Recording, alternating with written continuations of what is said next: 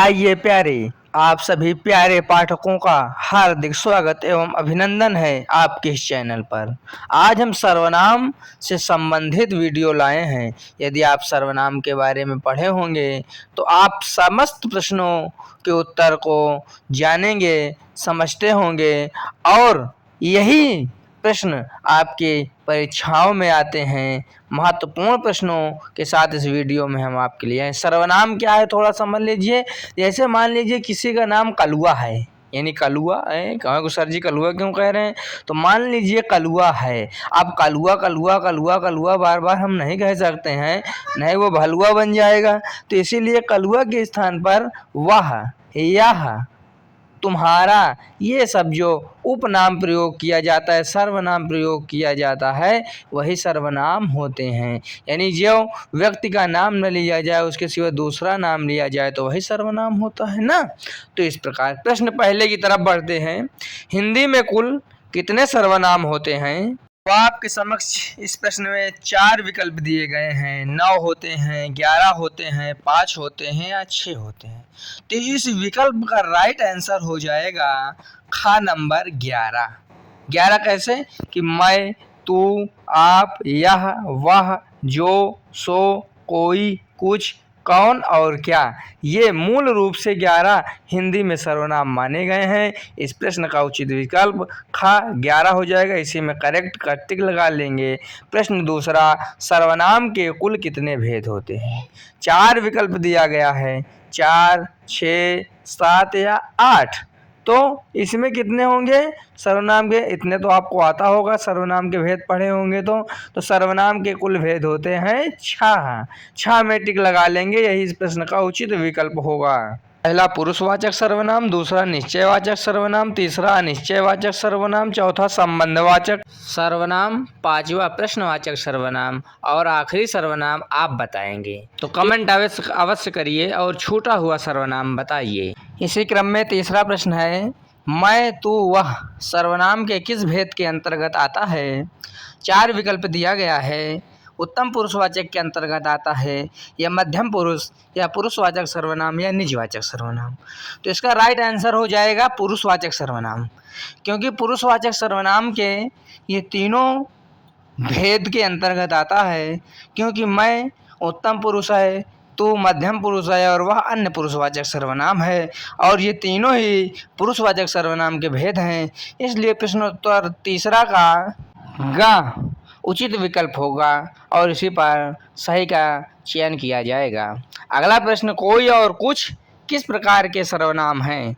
निश्चयवाचक सर्वनाम है, अनिश्चयवाचक सर्वनाम है, संबंधवाचक सर्वनाम है या निजवाचक सर्वनाम है? तो कोई और कुछ यानी कुछ निश्चित नहीं है, इसलिए अनिश्चयवाचक सर्वनाम होगा। क्योंकि कोई है यानी प्लेट में कुछ रखा है, इसके मतलब समोसा रखा है कि पकौड़ी रखा है, कुछ समझ में नहीं आ रहा है। इसलिए दरवाजे पर कोई आया है, यानी कौन आया है? रघु आया है, सघु आया है, कुछ समझ में नहीं आ रहा है, तो अनिश्चयवाचक सर्वनाम होगा।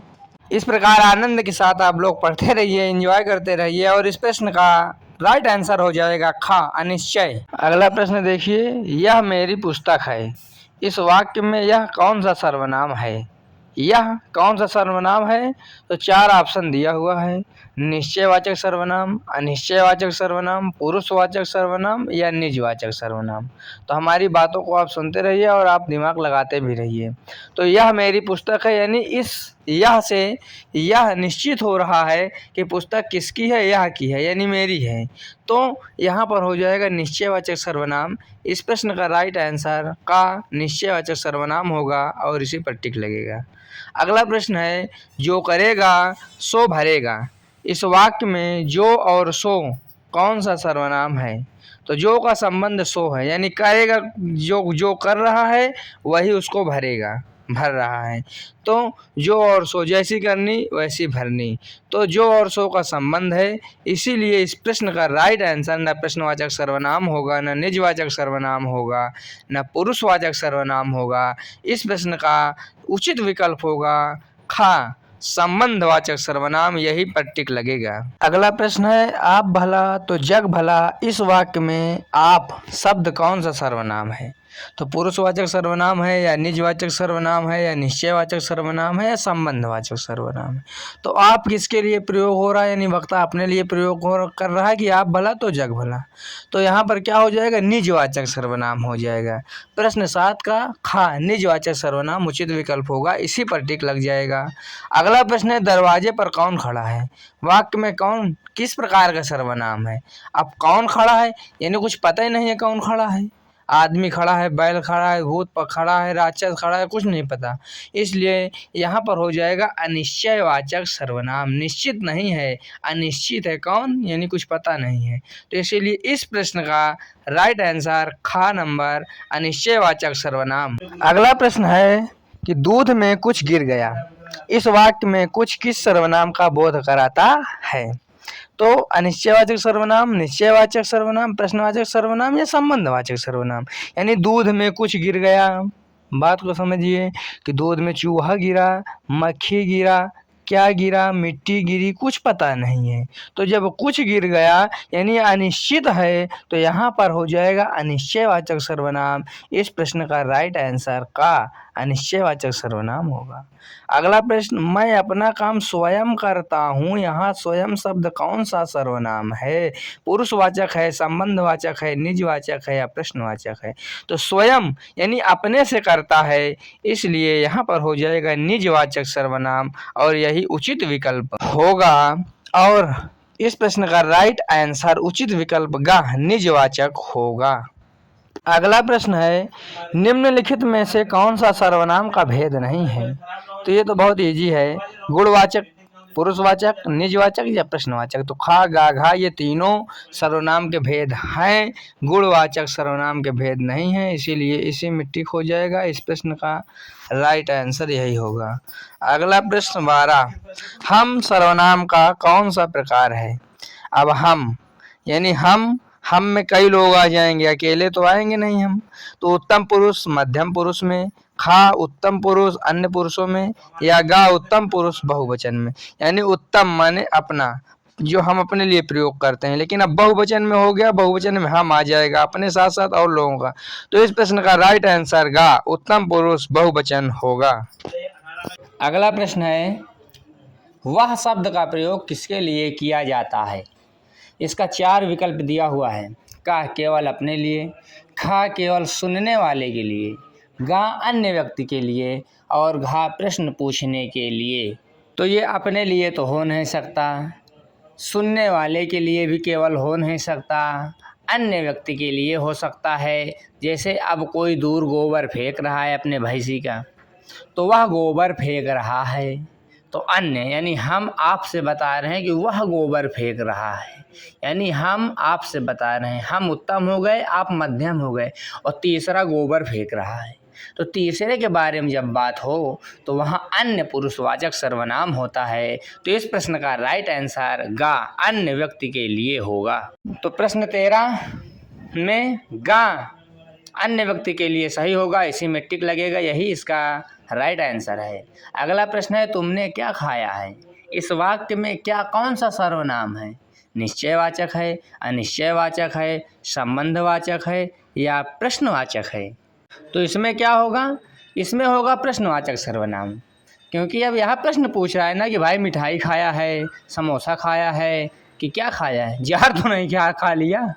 तो अब इसीलिए प्रश्न पूछ रहा है तो जाहिर सी बात है यहाँ प्रश्नवाचक सर्वनाम हो जाएगा। तो आनंद के साथ पढ़िए, ज्ञान से समझौता नहीं, लेकिन आनंद होना चाहिए मस्तिष्क में, तभी ज्ञान आराम के साथ दिमाग में बैठता है। तो इस प्रश्न का राइट आंसर घा प्रश्नवाचक हो जाएगा। अब अगला प्रश्न है जिसकी लाठी उसकी भैंस में कौन सा सर्वनाम है। तो हमने बताया था ना, जिसका संबंध उसका से है, यानी जिसकी लाठी है भैंस भी उसी की है। तो यहाँ पर क्या हो जाएगा, ना निश्चयवाचक होगा, ना निश्चयवाचक होगा और ना पुरुषवाचक होगा। तो क्या बचा संबंधवाचक। संबंधवाचक ही इस प्रश्न का राइट आंसर हो जाएगा, उचित विकल्प हो जाएगा, इसी में टिक कर लीजिए। अगला प्रश्न है जैसा बोओगे वैसा काटोगे। वाक्य में जैसा वैसा क्या है। अब जैसा वैसा तुम्हें जानो क्या है कि जैसा बोओगे यानी गेहूँ बोओगे तो गेहूँ में काटोगे ना, जैसा बोओगे वैसा काटोगे। तो ये भी ना निश्चयवाचक है, ना प्रश्नवाचक है, ना उत्तम पुरुष है। तो इसमें जैसा और वैसा की बात हो रही है ना, तो ये क्या हो जाएगा, संबंध दिखला रहा है तो संबंधवाचक में टिक लगेगा। अगला प्रश्न है, उत्तम पुरुषवाचक सर्वनाम का सही उदाहरण क्या है। का नंबर मैं और हम, खा तू और तुम, गा यह और वह, घा कोई और कुछ। तो मैं और हम जहाँ अपने लिए प्रयोग हो वो उत्तम पुरुषवाचक होता है। तो इस प्रश्न का राइट आंसर प्रश्न 17 का मैं और हम सही होगा, इसी पर टिक लगेगा। अगला प्रश्न है, मध्यम पुरुषवाचक सर्वनाम का उदाहरण है। विशेषण है, क्रिया है, सर्वनाम है या अव्यय है।